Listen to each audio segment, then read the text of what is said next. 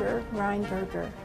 Mary Ann was from Parma, Ohio, and she enlisted in the Army March 10, 1943. She was a member of the Signal Corps, working in signal centers in England and France.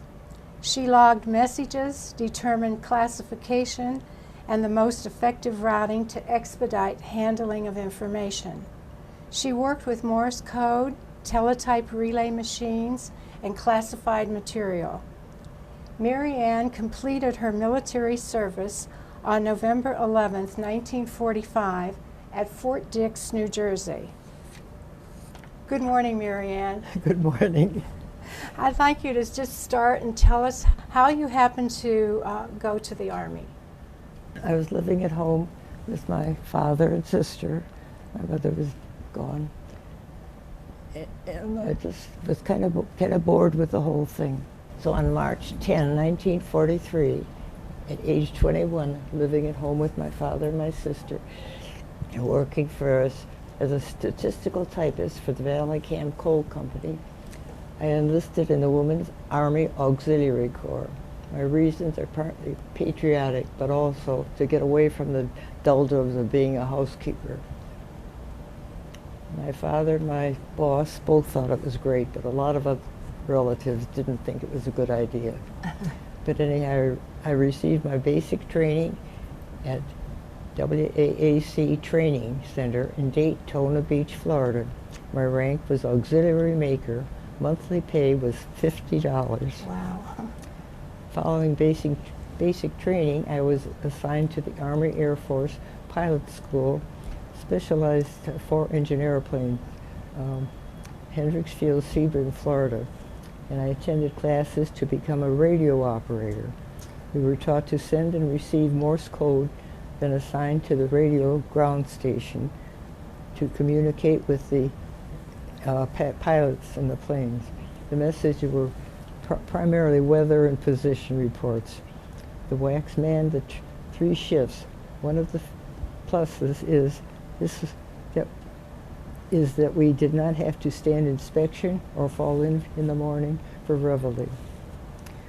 On September 1, 1943, the WAAC was disbanded, and those who chose were sworn into the Women's Army Corps.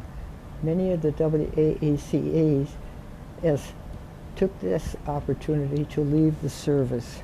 We had a few less WWICs. Our group of WWICs at the radio ground station was among the first to operate from B-17 Flying Fortress airplanes. We thought we were something special, fitted with parachute harnesses and receiving flight pay. But actually it was dangerous, as we were flying with students who were just learning and shooting landings.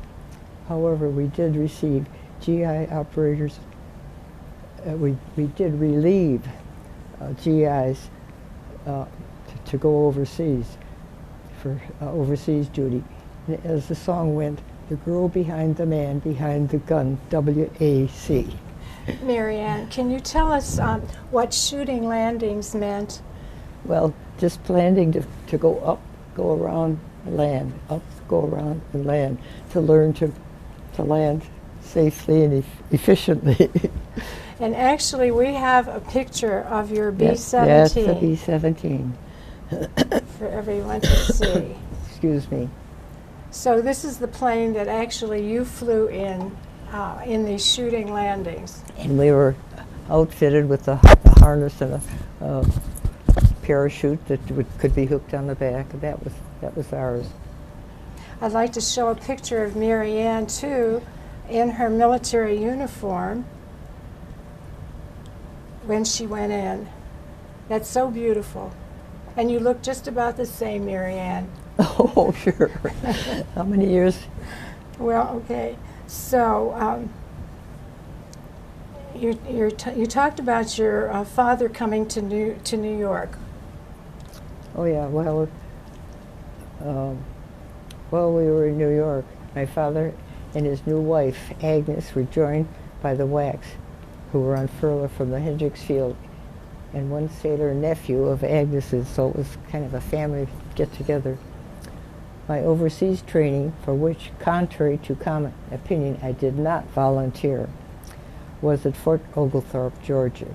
This was a concentrated dose of hikes, tear gas exposure, climbing rope ladders, kitchen KP, and other distasteful chores.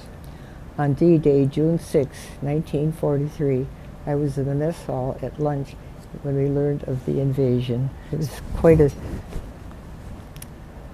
experience to find out that they had invaded. So you really had to be in good shape climbing those ladders and doing all the physical aspects of being in the military. Oh yes.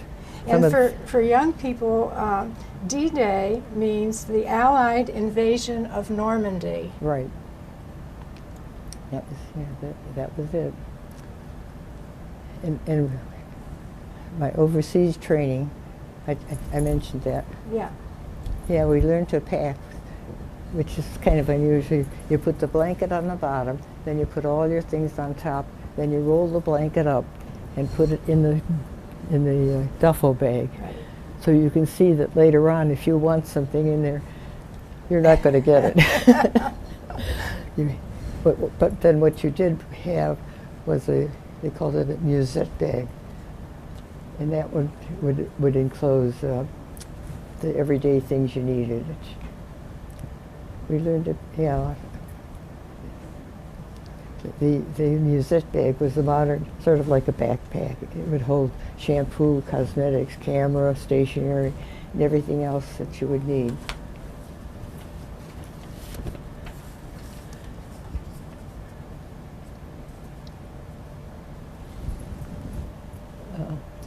Before we left, the company that I had trained with for overseas, 3 of us were left out. They have an overage of 5%. Wow. Yeah. That they trained. Luckily me, I was one of them. Anyhow, so we had gone through the training. It was tough seeing all my friends leave. But to add salt to the water, we were assigned to clean up the empty barracks, and we were alone. But one good thing, we were issued a 3-day pass to Chattanooga. However, this was in the sunny South in July. All we had was winter clothes. Wow. Because thought we were going to Europe. But we went anyhow. And then on August 10, 1944, as the Army band played the Colonel Boogie March, we marched aboard the ship arrayed in high-top shoes, wool overcoat, wool skirt and jacket, lisle cotton stockings, helmet, liner, musette bag, gas mask, first aid kit, a most unglamorous group. We were embarking for the European theater of operation. Yeah, and I think we decided that was out of Boston that you left on August 10th. You must have been quite warm because it's hot in Boston in August, isn't it? Yes, it was. Yeah. Yes. But we had to make do.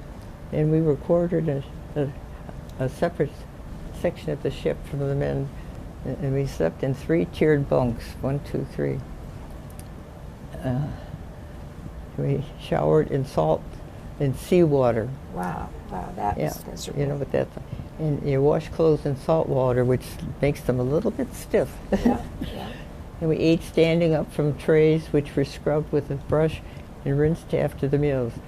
And the coffee you could have black, or it was either black or with both cream and sugar. You could not have coffee with only cream or only sugar. It was both or nothing. We were part of a convoy. The ships in every direction, as far as you could see. And we dared not drop a gum wrapper or a cigarette butt or anything, because either of these could tip off the enemy where the positions of the ship. And of course it was pitch black at night. We landed at Liverpool and were bused to Stone, England.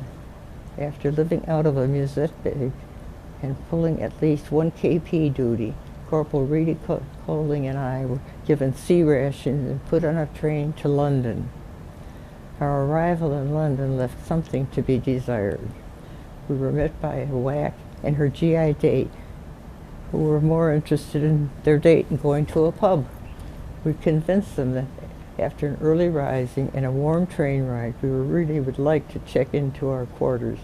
Finally, they took us by jeep to the company as directed on our orders. Unfortunately, that company was the men's outfit, and we could not stay there. The charge of quarters did take us to the men's mess and for a hot meal. This was 10 p.m. at night. Before they were finally delivered to the WWII company. Though we were not expected, they put us on the 3rd floor with no elevators in a bare room with a single light bulb hanging from the ceiling and 2 cots with no bedding. Our blankets were rolled in our barracks bag, you know, the way I told you. Right. And they were 3 flights down. The GI who worked at the hospital offered to fetch blankets for us, and I still hesitate to complain about my motel accommodations when I remember that those blankets might have been taken off a flea-bitten soldier someplace. But anyhow, that's what they did. But what a joy the next morning when we went to breakfast, and across the room were my friends from Hendricksfield. It was a jubilant reunion. Their barracks was right across the street from ours. We went to the signal center with them and were assigned on their shift. That was probably a surprise for all of you, huh? Oh yes, that was really something special. Yeah. But no longer in the Air Force, but in the Signal Corps. Our duties were routing tape messages throughout Europe. It was a big machine, and it came on ticker tape, and it would go from this machine to that machine. I think we have a picture here Yeah, with that's the ticker tape. yeah. And this was a legislator from Ohio who happened to be Right. visiting your center on that day, showing the ticker tape. Here's an additional picture of you, Mary Ann, as like a radio operator Yeah, that was the station, at the station. the ground station. We were communicating with the planes. Okay, and here's another shot of your Yeah, crew or yeah, your group with our harnesses and our ready back. to go in the plane. Very glamorous. But no longer in the Air Force, but in the Signal Corps. Our duties were the messages, yeah. In London, we experienced the blackout buzz bomb, the V2 bombs, and the London people were I had great respect for them. A bomb hit right across the street from Selfridge's department store, that's where we worked. And in the morning, as we walked to our jobs, the shopkeepers were out there sweeping up and preparing to open for business. And It's amazing. they were great. Mary Ann, And can you tell us what the buzz bombs were and how they operated, basically? All I know is they were set off, and just big bombs that were sent across mostly to England. And it was okay when you heard the noise, the motor, but when it stopped, that meant that it's going down. And I remember one night being in the bed hearing the buzz and quiet, and then the rumble. In the morning there was the building, and there were the British people sweeping it up with their dustpan, picking it up the dirt, and putting the sign out, open for business. So resilient, right? They were very good. Oh, gosh. Oh, and also in the underground, the metro, people could rent tiered beds, but they had to use them. If they didn't use them, they'd lose them. So you would see people, if we would be there, getting ready to go to bed. Businessmen, here's their notebooks and stuff here, and their business suits, go to bed in the underground. Yeah, so that was just for safety in case the bombs did come again. But they didn't have to be there. But if they didn't use it, then when they needed it, they couldn't go there. They couldn't go there. I thought the British were very good. But we spent Christmas in London with the Christmas tree in our room. But after Christmas, we were sent to Paris. In Paris, now it was safe now. We were billeted in the California Hotel, and since then we have been gone back and looked at the California. It's still there, and it's still a pretty good-looking hotel. But anyhow, it was complete with an elevator, very nice rooms, a bath, but no hot water. The GI food was prepared by the French and served in their dining room, which meant no KP, and that was a big plus. There were always large jars of peanut butter and apple butter. That was the standard. If you didn't like what they had, you could have peanut butter.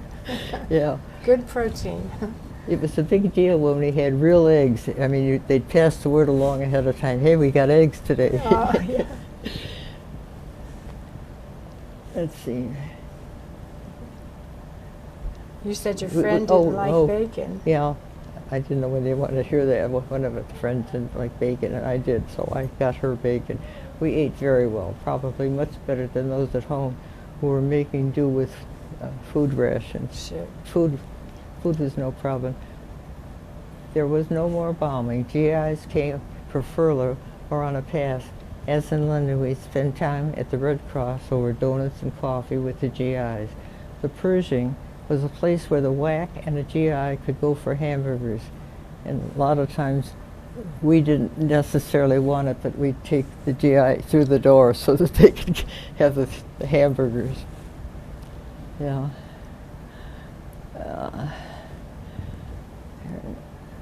The no barn.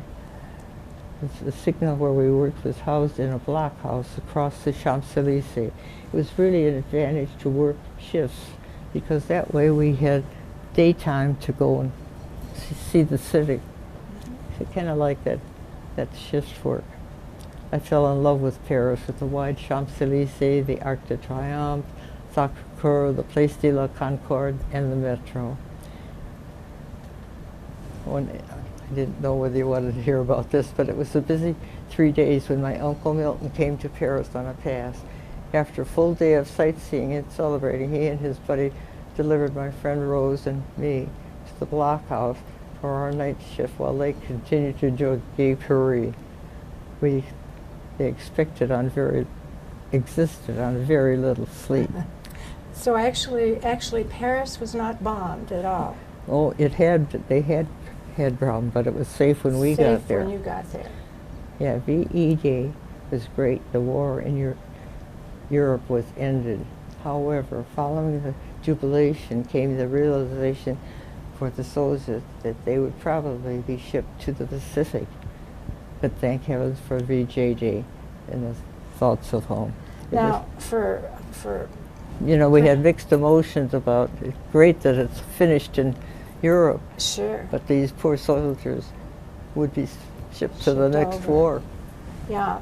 VE Day actually was May 8th, 1945, I believe, and that means Victory in Europe Day. Yeah. And then you talk about VJ Day, and that was like almost 3 months later, yeah. August 14th, 1945, yeah, and that means Victory over Japan Day. Yeah, that was the end. So that was what you were dealing with at that time. That's right. Yeah, VE Day was great. The war in Europe was ended. Yeah.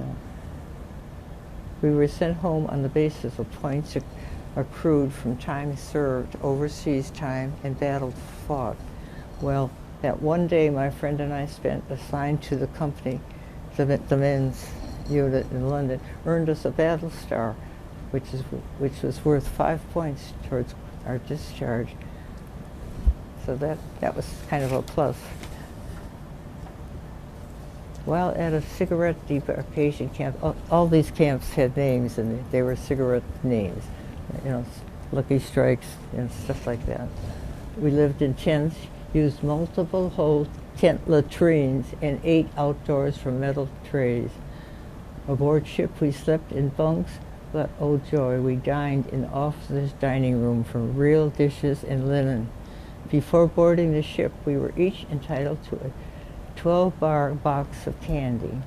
While on board, I ate my box and my friend's, who was seasick, and every meal, and I waddled ashore.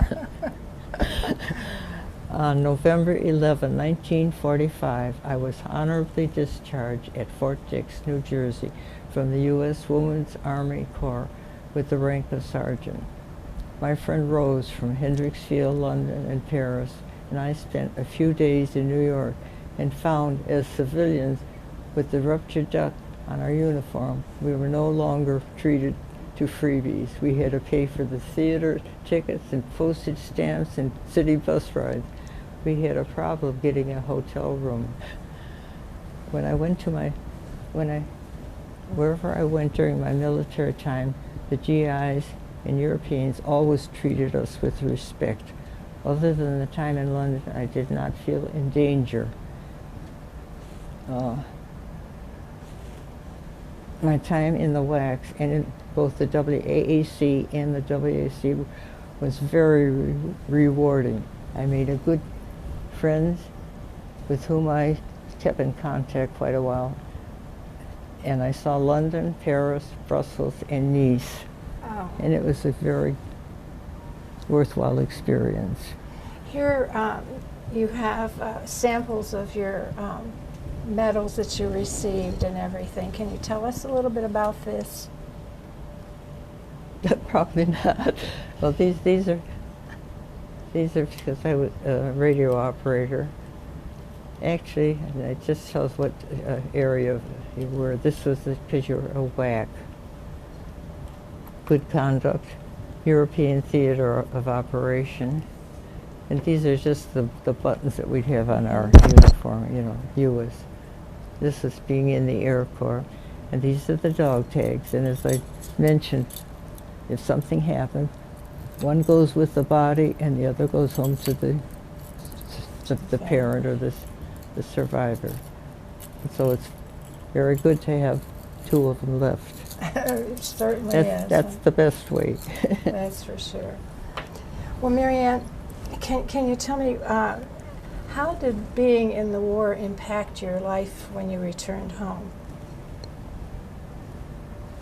Oh, I guess I was just proud that I made a lot of good friends in the service. We kept in touch with them.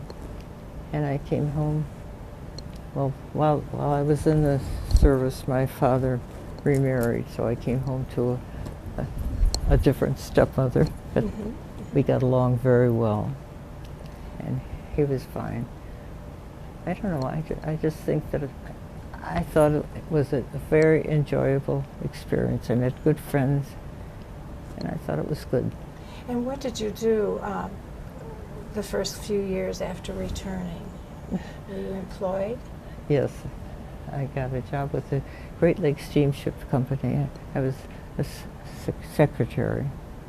And what I did, I guess I just joined the civilians.